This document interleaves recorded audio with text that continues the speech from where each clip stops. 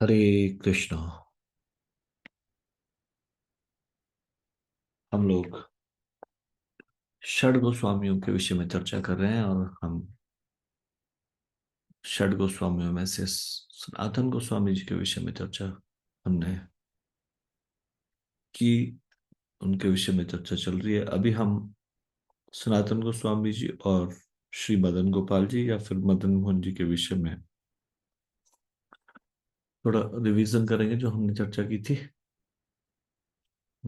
तो इससे पहले कि हम ये शुरू करें, कृपया आप सब लोग मेरे साथ मंगलाचरण पढ़ लीजिए। ओम अज्ञानतिमिरान्धस्य ज्ञानाञ्जनशलाकया चक्षुरुन्मिलितं येन तस्मै श्रीगुरुवे नमः।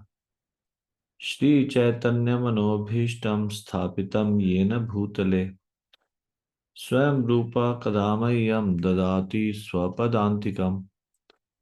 वन्देऽहं श्रीगुरो श्रीयुतपदकमलं श्रीगुरून् वैष्णवांश्च श्रीरूपं साग्रजातं सहगण रघुनाथान्वितं तं सजीवम् साद्वैतं सावधूतं परिजनसहितं कृष्ण चैतन्य देवं श्रीराधा कृष्ण पादान् सैगण ललिता श्री विशाखान्वितांश्च। हे कृष्ण करुणा सिंधो दीनबंधो जगतपते गोपेश गोपिका कांत राधा कांत नमस्तुते। तप्त कांचन गौरांगी राधे वृंदावनेश्वरी विश्वभानुसुते देवी प्रणमामि हरिप्रिये। जय श्री कृष्ण चैतन्य प्रभु नित्यानंद श्री अद्वैत गदाधर श्रीवासादि गौर भक्त वृंदा। हरे कृष्णा कृष्ण कृष्णा हरे हरे, हरे राम राम राम हरे हरे। सनातन गोस्वामी और श्री मदन गोपाल या फिर श्री मदन मोहन जी के विषय में हम अभी चर्चा करने जा रहे हैं। तो जब सनातन गोस्वामी वृंदावन से वापस लौट रहे थे,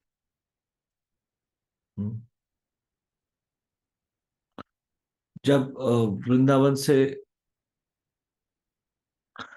वृंदावन जब वापस लौटते हैं सनातन गोस्वामी, तो वहां पे एक कुटी बनाते हैं आदित्य टीला पे, यमुना के तट पे।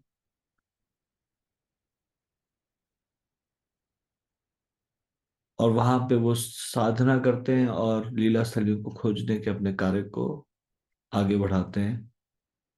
मंदिरों को बनाना, श्री विग्रहों को स्थापित करना, ये कार्य जो कि महाप्रभु ने उन्हें दिया था।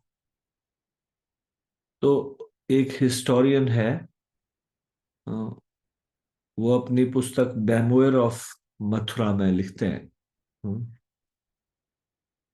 कि सनातन गोस्वामी ने सबसे पहले एक वृंदा देवी का मंदिर स्थापित किया था, जिसका अभी कोई भी कहीं चिन्ह दिखाई नहीं देता, कहीं पता नहीं चलता कहाँ पे है। उसके बाद फिर अन्य मंदिरों को स्थापित किया गया। हाँ। तो कुछ लोग बताते हैं सेवा कुंज में ये बनाया गया था, लेकिन अभी उसका कोई भी कहीं पे भी किसी भी तरह का चिन्ह नहीं है। तो आदित्य टीला में रहते हैं सनातन गोस्वामी, वहां एक कुटी बना के, और भिक्षाटन करने के लिए जाते हैं मथुरा, मधुकरी करने के लिए। मधुकरी का मतलब होता है भिक्षा मांगना। और जैसे मधुमक्खियां मधु इकट्ठा करती है, एक फूल से नहीं, अलग अलग फूलों में बैठती है और उससे थोड़ा थोड़ा पराग लेके फिर शहद बनाती है। तो मधुकरी का मतलब ये है कि मधुकरी में भी कुछ नियम पालन करते हैं कई साधु, कि एक दिन में केवल इतने घरों में भिक्षा मांगेंगे। यदि कुछ मिला तो ठीक, नहीं मिला तो ये समझेंगे ये भगवान की इच्छा है और उस दिन उपवास करेंगे। हाँ। तो सनातन गोस्वामी भी वहां पे वृंदावन में कोई भी लोगों का रिहाइश नहीं थी, उस समय कोई लोग नहीं रहते थे। ये पूरा वन था, तो मथुरा जाना पड़ता था मधुकरी के लिए।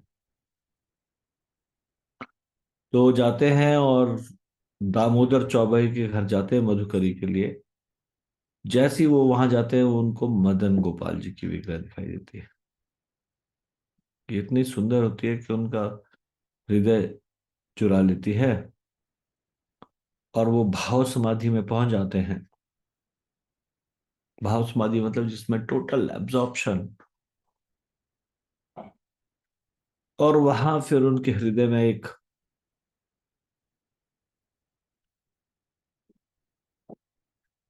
शांत ना होने वाली, ये एक तीव्र इच्छा उत्पन्न होती है। हम्म, आ, मदन गोपाल जी की सेवा की इच्छा। उन्होंने कोशिश की कि वो उस इच्छा को दबा दे, लेकिन वो इच्छा इतनी तीव्रता से उनके हृदय में बार बार प्रकट होती है। वो बार बार इच्छा उत्पन्न होती है कि कैसे उनको ये सेवा का मौका मिले। दबाने का प्रयास करते हैं, और वो सोचने लगे कि ऐसी इच्छा को पालने का क्या लाभ जो कभी पूरी ना हो पाए। और ये सोचना व्यर्थ है कि चौबे परिवार अपने श्री विग्रह को उनको देंगे, और अगर दे भी देंगे तो वो कहाँ से संसाधन लाएंगे उनको सेवा करने के लिए, और किस प्रकार से भगवान को प्रसन्न कर पाएंगे। परंतु ये बार बार प्रकट होती रहती है इच्छा, दबाने पर भी दम नहीं रही। जितना वो उसको दबाने की कोशिश कर रहे थे, उतना वो इच्छा बलवान बलवती होती जा रही थी। हम्म। हर समय, चाहे वो सो रहे थे, चाहे वो चल रहे थे, चाहे वो खा रहे थे, पी रहे थे, या फिर भगवान के ध्यान लगाने की कोशिश कर रहे थे, बार बार आंखों के सामने आती थी वो ही सुंदर विग्रह मदन गोपाल जी, जो उन्होंने चौबे के घर में देखे। और इस कारण से वो बेचैन हो गए। मदन गोपाल जी के दर्शन करने के लिए वो कुछ ना कुछ बहाना बना के बार बार चौबे के घर जाने लगे, मधुकरी के बहाने। लेकिन मधुकरी तो एक बहाना था, असली प्रयोजन तो मदन गोपाल जी के दर्शन करना था। दामोदर चौबे की पत्नी बहुत बड़ी भक्त थी। उनका वात्सल्य भाव था मदन गोपाल जी के प्रति। उनका एक बेटा भी था जिसका नाम था सदना। उनका प्रेम दोनों के प्रति बराबर था। मदन गोपाल और सदना के प्रति दोनों को बराबर प्रेम करती थी, और दोनों का बराबर ध्यान रखती थी। और मदन गोपाल यहाँ पे रहते हैं चौबे परिवार के सदस्य के रूप में, और बहुत प्रसन्नता पूर्वक मदन गोपाल जी प्रतिदिन सदना के साथ खेलते हैं।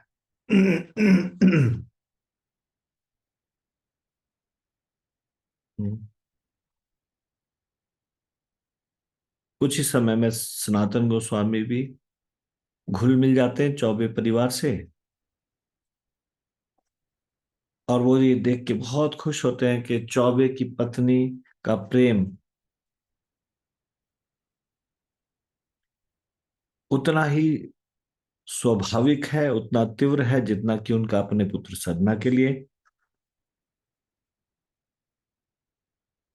और ये रागानुगा भक्ति के स्तर का प्रेम था, जो एकदम से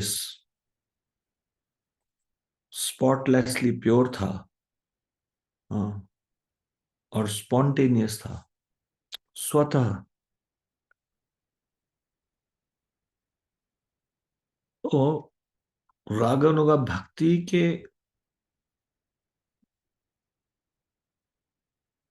आधार पे वो उनके प्रेम को परखने के लिए एक बार उनसे कहते हैं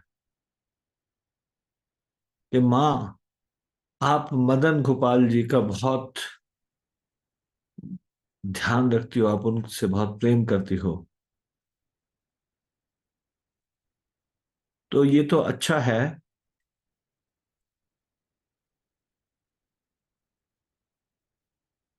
पर क्या ये सही है कि आप सदना के समान ही उनको समझें और उसी प्रकार से उनसे व्यवहार करें जैसे कि सदना से व्यवहार करते हैं? आखिरकार मदन गोपाल आपके इष्ट है, उनकी पूजा होनी चाहिए, इष्ट की पूजा होती है। और शास्त्रों के अनुसार नियम के नियम पालन करके हम्म, उनकी पूजा होनी चाहिए। तो उस चौबे की पत्नी ने कहा, बाबा, आप ठीक कहते हो, मैं ऐसा करने का प्रयास करूंगी। और अगली बार जब वो सनातन गोस्वामी उनके घर गए तो उन्होंने एकदम से कहा, बाबा, मैंने आपके सुझाव को पालन करने का प्रयास किया,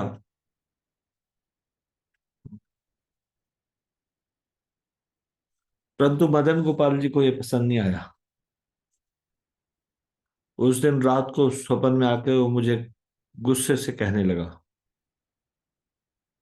कि माँ, अब तुमने मुझ में और सदना में भेद करना शुरू कर दिया है। तुम सदना को अपना पुत्र समझती हो और उनको अपने हृदय में रखती हो, और मुझे तुम इष्ट समझती हो।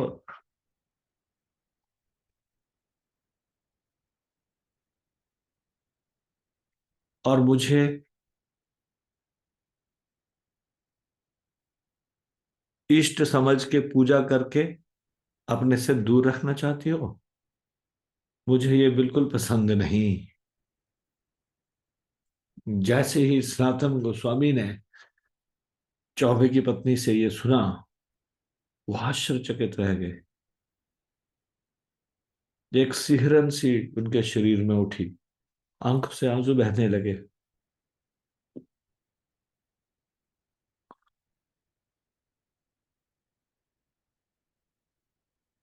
और वो आश्चर्यचकित थे मदन गोपाल की इस तीव्र इच्छा को देखकर कि वो पुत्र के रूप में प्रेम चाहते हैं चौबे की पत्नी से। उन्होंने मन ही मन चौबे की पत्नी के भाग्य को सराहा और फिर मदन गोपाल जी से क्षमा मांगी कि वात्सल्य रस का आस्वादन करने से उन्होंने कुछ समय के लिए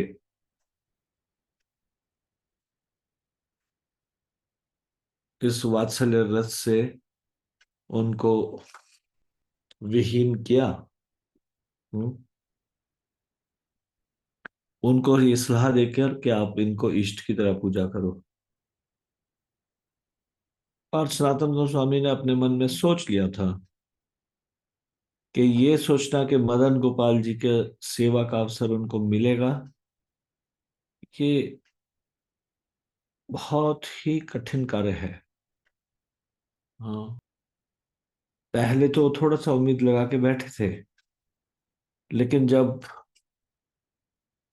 चौबे जी की पत्नी ने उन्हें ये घटना सुनाई तो उनकी जो ये उम्मीद थी कि वो कभी शायद मदन गोपाल जी की सेवा कर सकेंगे, तो मदन गोपाल जी इतना ग्रीडी है, लोभी है, उनसे माँ का प्रेम पाने के लिए, ये कथा सुन के तो उनकी उम्मीदों पर जैसे एक तरह से ठंडा पानी पड़ गया हो। लेकिन सनातन गोस्वामी का यहाँ पे अनुमान लगाना सही नहीं था। अब मदन गोपाल ने एक अन्य लीला शुरू की। मदन गोपाल के हृदय में सनातन गोस्वामी की सेवा को स्वीकार करने की भी इच्छा उठी।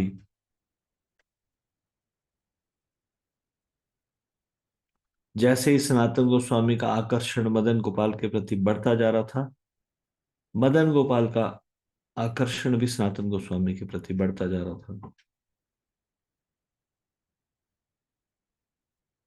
और एक दिन सनातन गोस्वामी के आश्चर्य की सीमा नहीं थी, जब चौबे की पत्नी ने उनसे कहा, बड़े दुखी स्वर से, आंखों में आंसू लिए, कहने लगी, बाबा,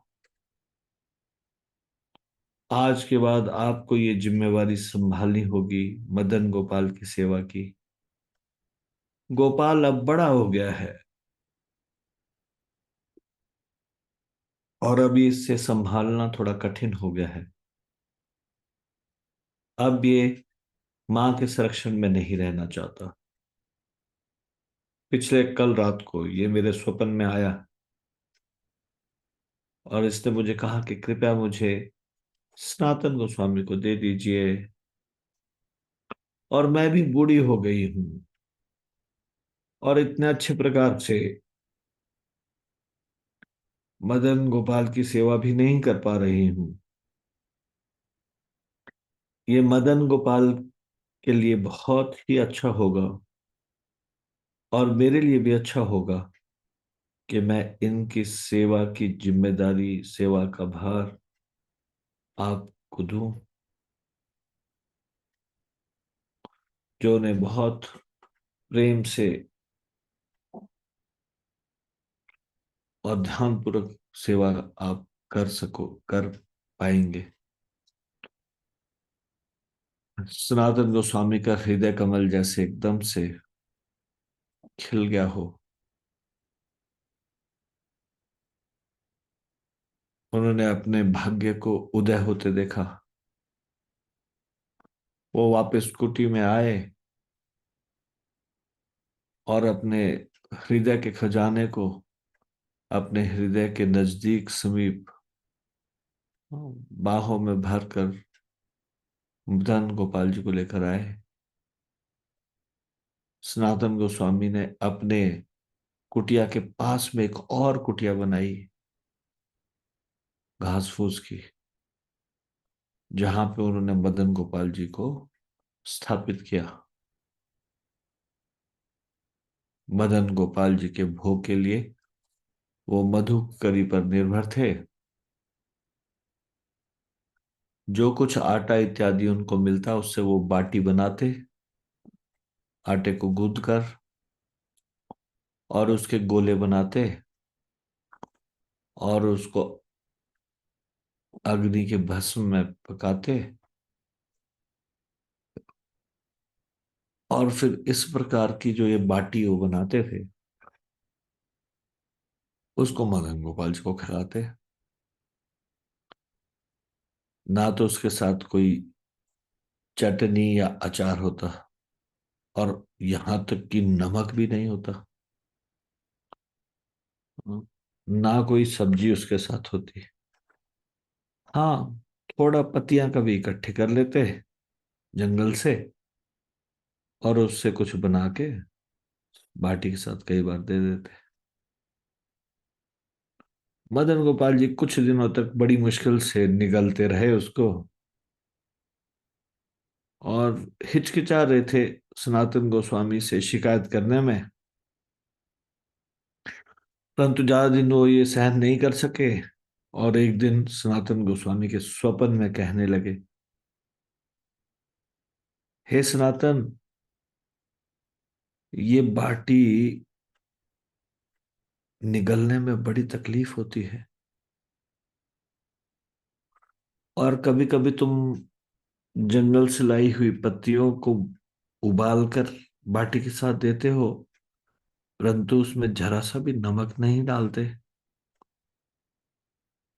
मुझे उसे गले से नीचे बड़ा प्रयास करके निकालना पड़ता है इन बाटियों को, बलपूर्वक।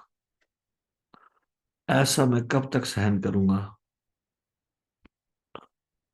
तो मुझे साथ ही साथ कुछ नमक क्यों नहीं देते, बिना नमक के खिलाते हो? ये सुनकर सनातन गोस्वामी की आंखों से अश्रु निकलने लगे।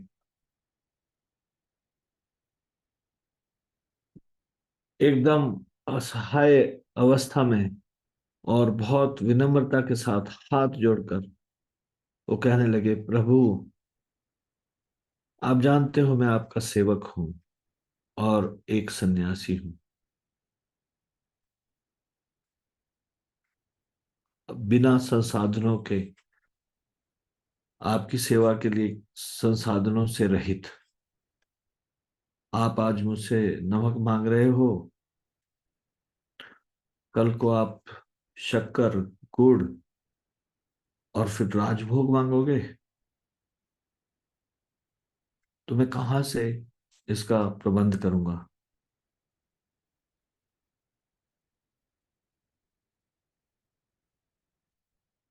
अगर आप अपने लिए और अच्छा इंतजाम चाहते हैं, तो ये आपको अपनी अरेंजमेंट, अपना इंतजाम खुद करना होगा। और आप ऐसा कर सकते हैं क्योंकि आप तो सर्वज्ञ है, सर्वशक्तिमान है। क्या ऐसा कहना सनातन गोस्वामी का हम्म, मदन गोपाल जी के प्रति रूखा व्यवहार था?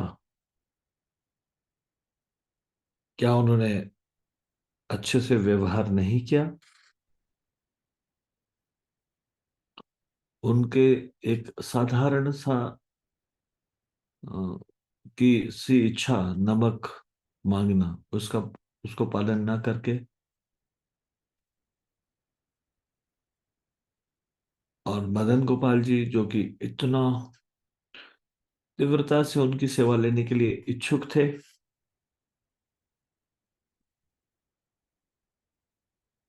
वो आए थे उनकी सेवा लेने के लिए ही, या हाँ, सनातन गोस्वामी वैरागी थे, क्या उनके लिए भीख भिक्षा मांग कर नमक लाना कठिन था?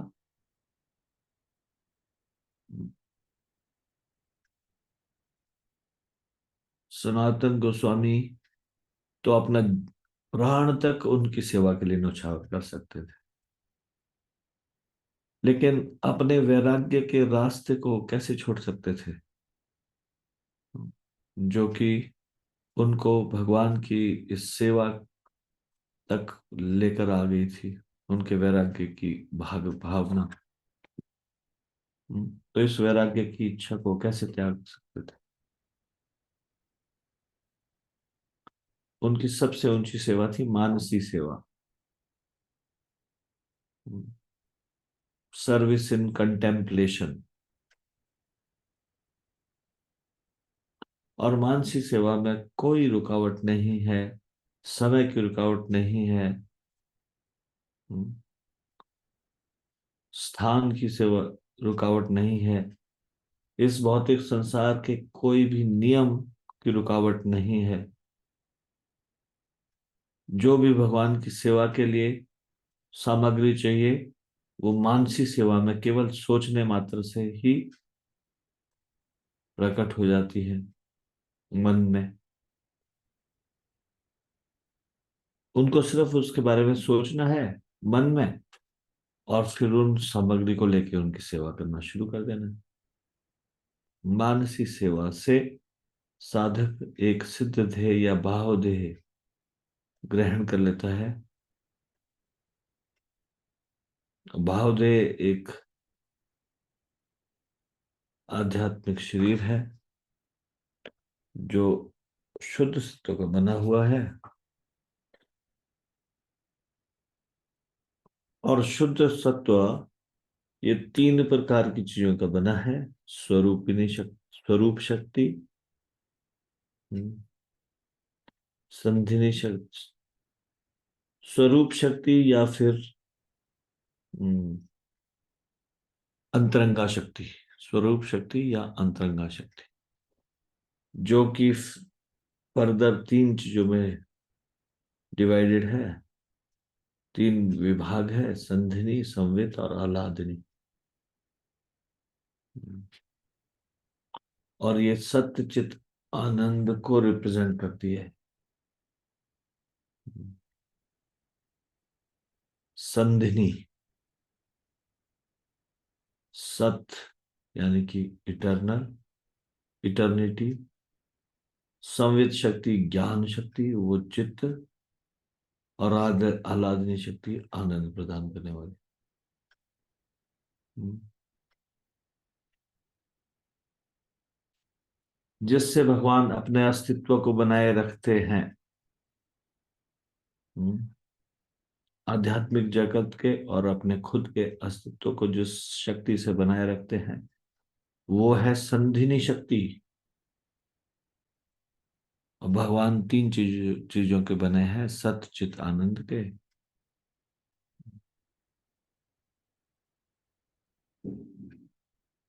संवित शक्ति, जिससे भगवान को अपने विषय में और अन्य जीवात्माओं के विषय में ज्ञान है। ये भगवान की ज्ञान शक्ति है। और आह्लादनी शक्ति, यह है भगवान को आनंदित रखने वाली शक्ति। तो वैसे तो भगवान की मुख्य मुख्य शक्तियों में तीन प्रमुख शक्तियां हैं, अंतरंगा, बहिरंगा और तटस्थ। अंतरंगा, बहिरंगा और तटस्थ। अंतरंगा शक्ति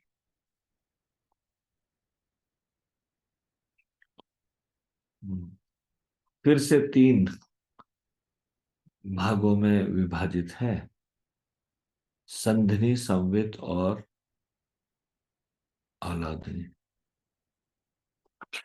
अंतरंगा शक्ति क्या, बहिरंगा शक्ति क्या, तटस्था शक्ति क्या? भौतिक शक्ति बहिरंगा शक्ति, आध्यात्मिक शक्ति अंतरंगा शक्ति, और जीव शक्ति ये तटस्था शक्ति। ये तीन शक्तियां हैं। इन तीन में से आध्यात्मिक शक्ति या फिर अंतरंगा शक्ति, ये फिर से तीन भागों में विभाजित है, संधिनी, संवित और आह्लादनी।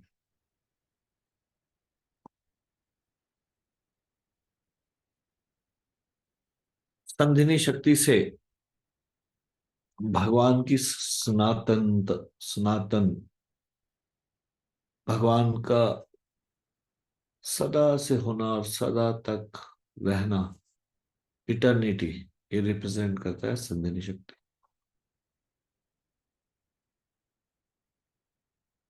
संवित शक्ति ज्ञान शक्ति है, जिससे भगवान को सब चीजों का ज्ञान होता है, आध्यात्मिक जगत का भी, भौतिक जगत का भी। और आह्लादनी शक्ति तो मुख्यतः भगवान को आनंद प्रदान करने वाली शक्ति है। तो ये तीन शक्तियां हैं, संधिनी शक्ति, संवित शक्ति और आह्लादनी शक्ति। तो संधिनी शक्ति जब संवित शक्ति से मिल जाती है,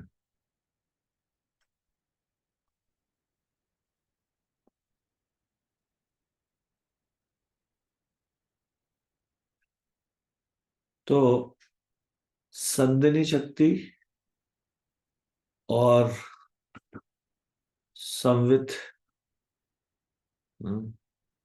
संधिनी शक्ति जब संवित शक्ति में मिल जाती है, हम्म, हम्म,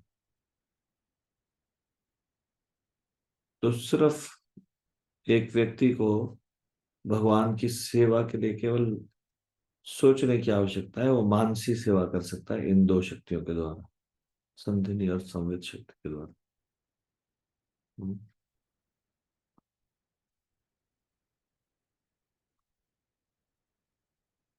तो सिद्ध देह के द्वारा साधक अ,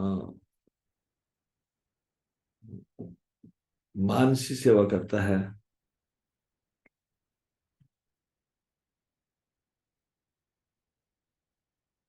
और ये सेवा भगवान को बहुत अ, संतुष्टि प्रदान करती है इस भौतिक जगत में की जाने वाली सेवा से कहीं ज्यादा।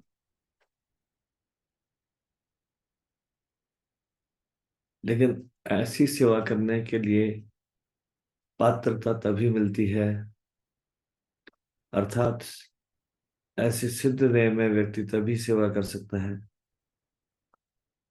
जब उसका स्ट्रिक्ट स्पिरिचुअल डिसिप्लिन हो, जिसमें वैराग्य शामिल है।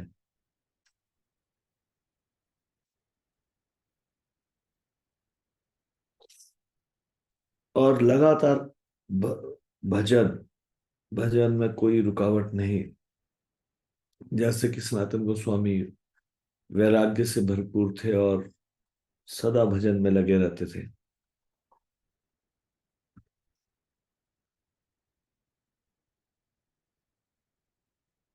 और ये कार्य नहीं, संभव नहीं हो पाता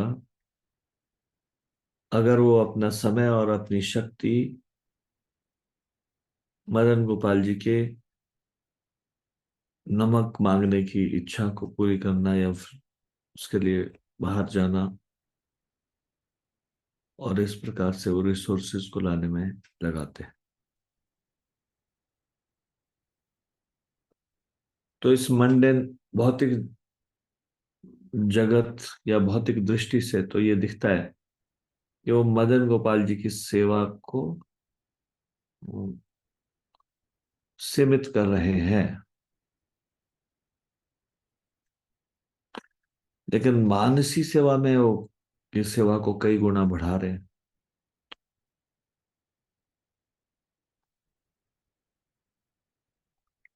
और सनातन गोस्वामी को महाप्रभु ने भी कहा था कि उनको उनका जो ये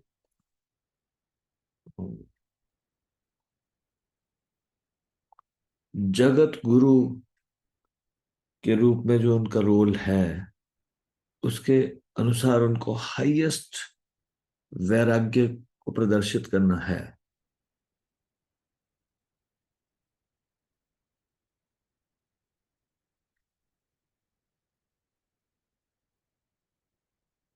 तो मदन गोपाल जी सनातन गोस्वामी की लिमिटेशन को जानते थे,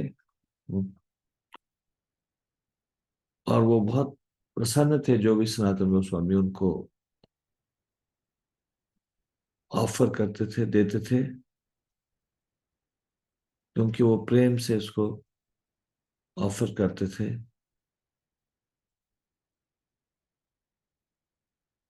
लेकिन फिर भी वो अपनी इस प्रकार से एक डिमांड रखते हैं, अपनी मांग रखते हैं, क्योंकि उनको भक्तों को प्रेम पूर्वक छेड़ने में आनंद आता है, उनका रिएक्शन देखने में। और वो और भी ज्यादा प्रसन्नता होती है यदि वो रिएक्शन प्लेजेंट नहीं होता, अनप्लेजेंट होता है। हम्म। अब जैसा सनातन गोस्वामी ने चाहा था कि वो अपना इंतजाम खुद करे अपनी सेवा का, तो वो मदन गोपाल जी एक सूटेबल अपॉर्चुनिटी का वेट कर रहे थे, उचित अवसर का। एक दिन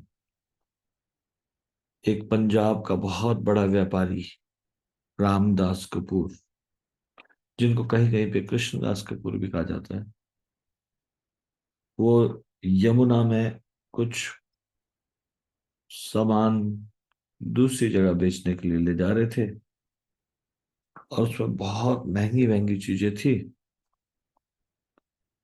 जिसको उन्हें कहीं किसी स्थान में बेचना था। और नमक भी उस नाव में था।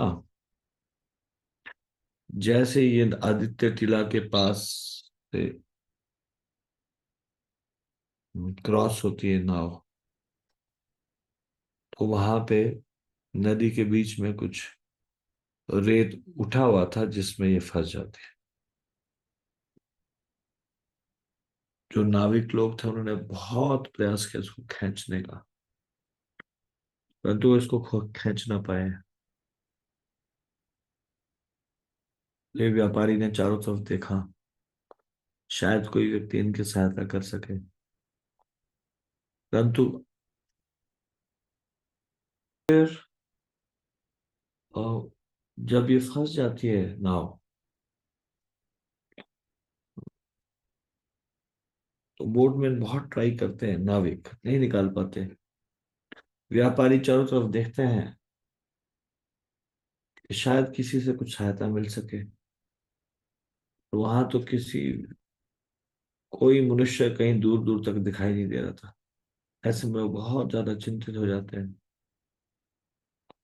क्योंकि वो जंगल का स्थान था और कई बार चोर और डाकू लोग वहां से निकलने वाली नावों को लूट लेते थे। अगर उन्हें पता चल गया कि यहाँ पे एक नाव फंस गई है,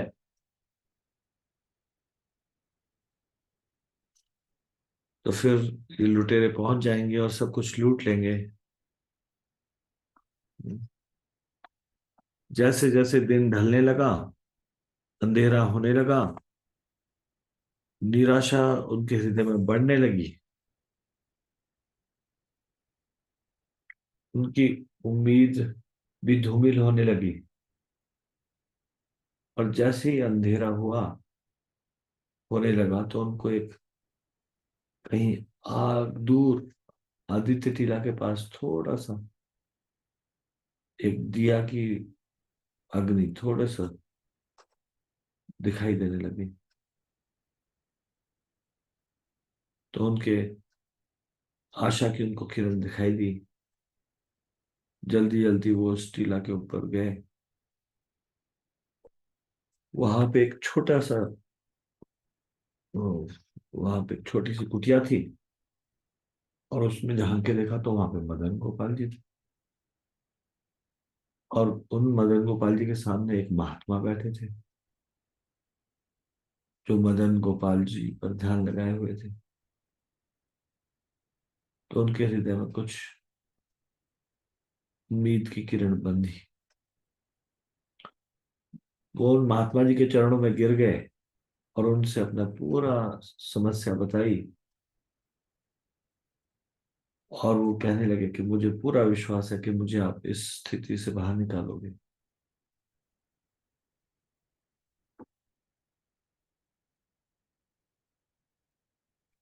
अगर आपकी कृपा से ये नाव सुरक्षित निकल गई, तो मैं आपको वचन देता हूँ कि मैं आपके ठाकुर जी के लिए यहाँ पे एक बहुत बड़ा मंदिर बनाऊंगा।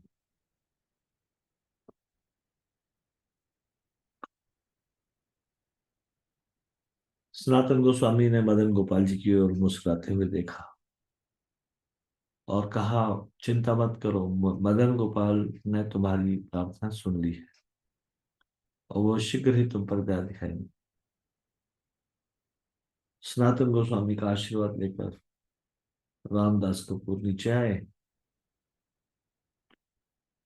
अभी वो नाव तक पहुंचे ही थे कि एक तेज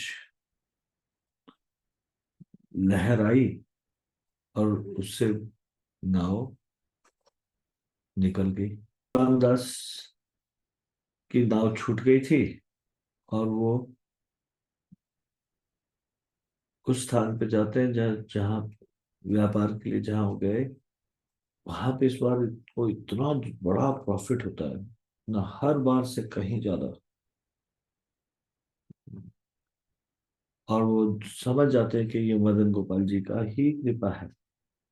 और फिर वो मदन गोपाल जी के लिए बहुत ही सुंदर मंदिर बनाते हैं, जिसमें नाट्यशाला भी होती है, अंदर गर्भगृह भी होता है। और वहां पे मदन गोपाल जी को वेदी पे बिठाते हैं, जैसे कि तीर्थराज, जो सारे के सारे दर्शनार्थियों को दर्शन देने के लिए वहां मौजूद है। हम्म,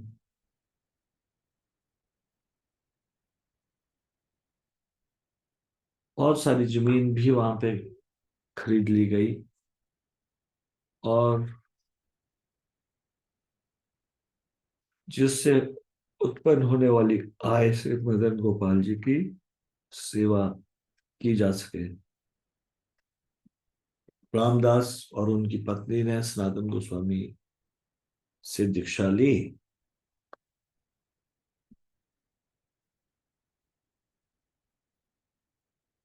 तो ये मदन गोपाल जी जाने जाते थे पहले, लेकिन कुछ समय के बाद राधा रानी को उनके साथ में इंस्टॉल किया गया और उनका नाम अब राधा मदन मोहन हो गया। मदन मोहन। हम्म।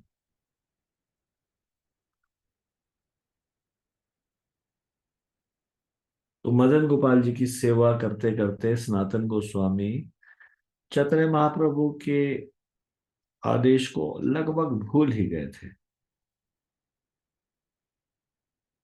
कुछ समय के बाद उनको ध्यान आया महाप्रभु ने कुछ विशेष कार्य के लिए उन्हें भेजा है।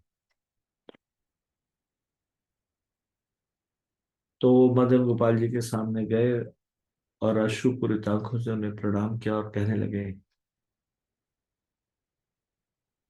हे ठाकुर,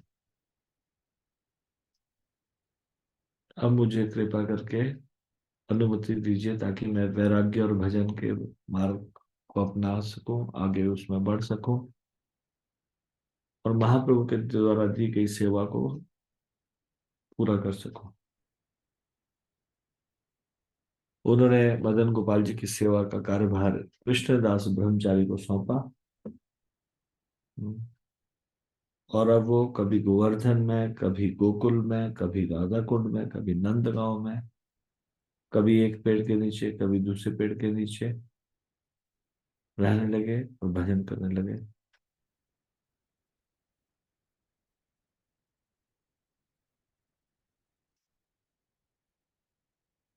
अब कभी कभार वो वृंदावन जाते मदन गोपाल जी का दर्शन करने के लिए और ये देखने के लिए क्या वहां पे सेवा का कार्य ठीक से चल रहा है या नहीं।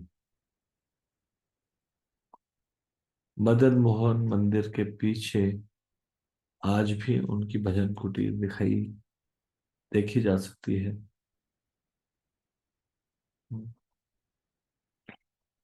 तो हम आज ही फिर चर्चा करेंगे।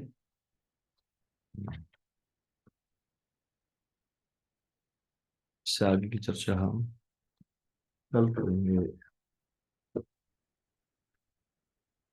श्री षड गोस्वामी की जय। श्री सनातन गोस्वामी की जय। शिल प्रभुपाद की जय। ताई गौर प्रेमानंदे। हरि हरि बोल। आप सब लोगों का बहुत बहुत धन्यवाद।